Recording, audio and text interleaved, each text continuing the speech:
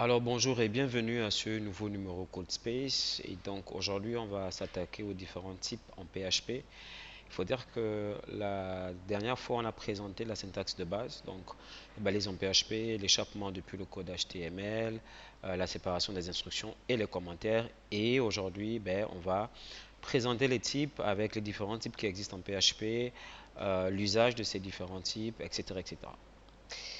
Alors, il faut comprendre que PHP est un langage qui propose plusieurs types, d'ailleurs comme tous les autres langages. Donc, vous avez ces types-là qui sont là. Donc, vous avez null, bool, int, float, string, array, object, callable et ressources. Donc, ce qu'on va faire, c'est qu'on va présenter au fur et à mesure ces différents types et puis vraiment faire un focus sur chaque type pour comprendre un peu les usages et les caractéristiques de chacun.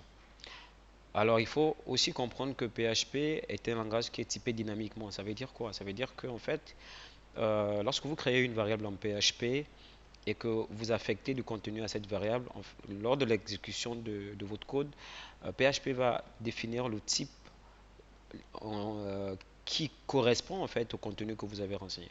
Ça veut dire que si je dis que $bool reçoit true, la variable a underscore bool va être de type booléen et qu'après si je dis que a underscore bool reçoit ce texte là, du coup en fait le type de la variable va changer. Ok, donc ça c'est un comportement de base, mais vous avez également la possibilité de définir vous-même les types, ok, à la compilation de façon à ce que si vous intégrez ou si vous insérez un élément qui n'est pas de ce type, le langage va vous générer des erreurs. Et ça permet d'avoir des programmes qui sont sécurisés et qui n'acceptent pas tout et n'importe quoi dans les différentes variables.